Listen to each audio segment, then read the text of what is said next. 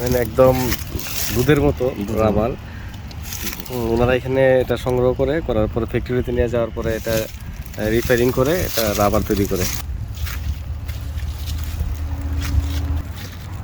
আসসালামু আলাইকুম। আমরা আছি আজকে শ্রীমঙ্গলের দিকে আমরা যাচ্ছি। এটা শ্রীমঙ্গল যাওয়ার পথে রাবার বাগান। এখন রাবার বাগানে মোটামুটি একদম গাছগুলো পাতা শূন্য। এই দাদা,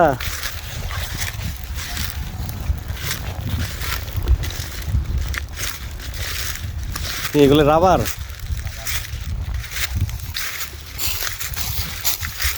প্রতিদিন কয়বার তুলেন?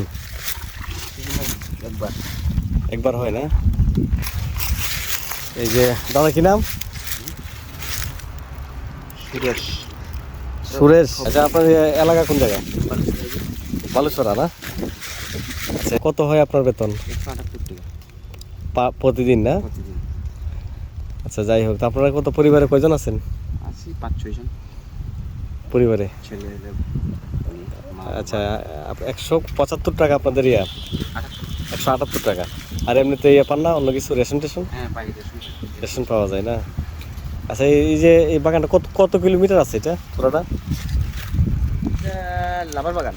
হ্যাঁ হ্যাঁ, লাভার বাগান না 5-6 কিলো। এটা না? আপনার কয়জন আছেন এখানে কাজ করে? 30 জন। 30 জন। তো এইগুলো মালগুলো ফ্যাক্টরিটা কোন জায়গায়? এই যে কাছাকাছি না? কারাগাঁও। আচ্ছা,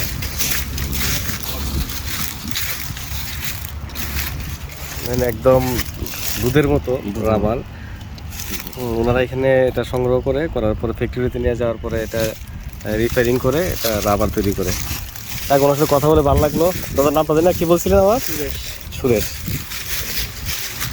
আসলে পাতা শূন্য গাছ, অনেক একরকম সুন্দরই লাগে, খারাপও লাগে না। আবার নতুন পাতা আসলে আবার অন্যরকম একটা অনুভূতি। দেখেন শুধু পাতা আর পাতা।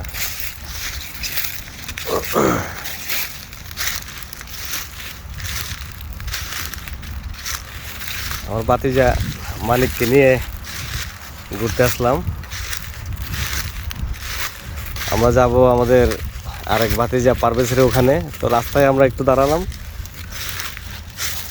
তো দাঁড়িয়ে আমরা একটু ঘোরাঘুরি করতেছি এখানে। তারপর সামনের দিকে যাব, শ্রীমঙ্গলের দিকে। মনে হয় পাতার রাজ্য, ঝরা পাতা,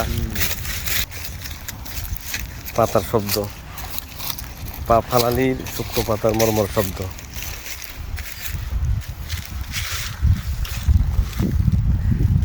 আপনাদেরকে আরেকবার সামনের দিকে গিয়ে বাকি অংশটুকু দেখাবো।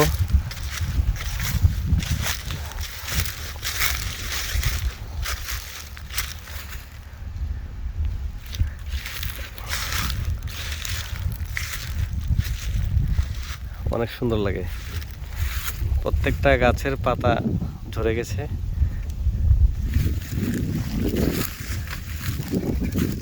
একদম পাতা শূন্য।